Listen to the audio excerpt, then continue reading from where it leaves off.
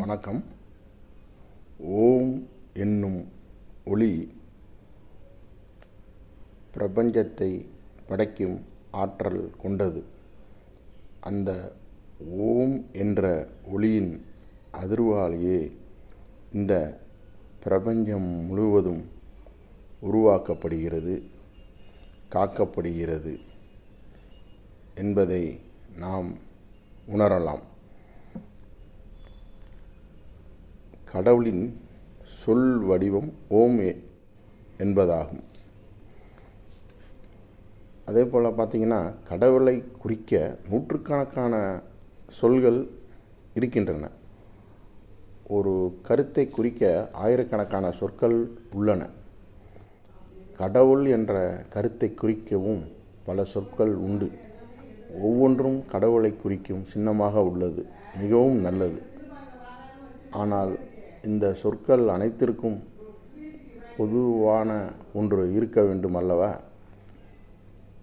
இதன் அடிப்படையில் இந்த சின்னங்கள் எல்லாவற்றிற்கும் ஓர் ஆதாரம், ஒரு பொதுவான அடிப்படை இருக்க வேண்டும். அந்த பொது சின்னமே எல்லாவற்றுக்குள்ளும் சிறந்தது. உண்மையில் அது எல்லாவற்றையும் குறிப்பதாகவும் இருக்கிறது. அத்தகைய ஒளி ஓம் என்பதாகும். இந்த ஒளி எல்லா ஒளிகளுக்கும் ஆதாரமாக உள்ளது. இந்த ஓமில் முதல் எழுத்தான ஆ மூல ஒளியாக அடிப்படையாக உள்ளது. நாக்கையோ அன்னத்தையோ தொடாமல் இது உச்சரிக்கப்படுகிறது. என்ற ஒளி மூடிய உதடுகளால் உச்சரிக்கப்படுகிறது. எழுத்துக்களின் வரிசையில் கடைசியாக உள்ளது இது. இடையில் உள்ள குரல் வலையிலிருந்து உதடு வரை உருண்டு செல்கிறது. இவ்வாறு ஓம் என்பது ஒளி உண்டாகும் முறையை முழுவதுமாக காட்டுகிறது. எனவே இதுதான் சின்னங்களுள் மிகவும் இயற்கையானதும் பல்வேறான ஒளி அனைத்திற்கும் அச்சும் ஆகும், அதாவது அடிப்படையாகும் என்பதாகும். உருவாக்குவதற்கான சாத்தியக்கூறுள்ள எல்லா வார்த்தைகளின் வரிசைகளையும் குறிப்பதாக உள்ளது இது. இந்த ஊகங்களை தவிர இந்தியாவில் உள்ள பல்வேறு மத கருத்துக்கள் எல்லாமே இந்த ஓம் என்ற சொல்லை மையமாக கொண்டுள்ளன. வேதங்களில் உள்ள மத கருத்துக்களும் ஓம் என்ற சொல்லையே அடிப்படையாக கொண்டுள்ளன.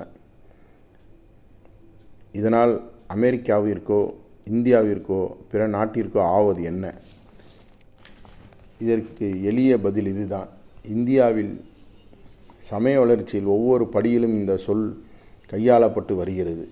கடவுளை பற்றிய எல்லா விதமான கருத்துக்களை குறிப்பதற்கும் இந்த ஓம் பயன்படுத்தப்பட்டு வருகிறது. அதாவது அத்வைதிகள், துவைதிகள், துவைத்தாத்வதிகள், பேதவதிகள், ஏன் நாத்திகர்கள் கூட இந்த ஓம் என்ற சொல்லை ஏற்று கொள்கின்றனர். மனிதனத்தின் மிக பெரும்பாலோனரின் மத உணர்வுக்கு இது ஒரே சின்னமாக இருக்கிறது. காட் என்ற ஆங்கில சொல்லை எடுத்துக்கொள்ளுங்கள். இது எல்லைக்கு உட்பட்ட செயல்பாட்டை மட்டுமே குறிக்கிறது. இன்னும் அப்பால் செல்ல வேண்டுமானால் மேலும் விளக்க சொற்களை சேர்க்க வேண்டும். அதாவது சகுனம், நிர்குணம், தனித்தது போன்ற சொற்களை சேர்க்க வேண்டும். மற்ற மொழிகளிலும் இவ்வாறே கடவுளை குறிக்கும் சொற்கள் இறையியலின் சிறு பகுதியை மட்டுமே விளக்குவதாக உள்ளன. ஆனால் ஓம் என்ற சொல் பல்வேறு கருத்துக்கள் பொதிந்தவையாக உள்ளது. அதனால் இதனை எல்லோரும் ஏற்றுக்கொள்வது நல்லது என்று சுவாமி விவேகானந்தர் ஓம் ஒளியை பற்றி மிக தெளிவாக விளக்குகிறார். நன்றி, வணக்கம்.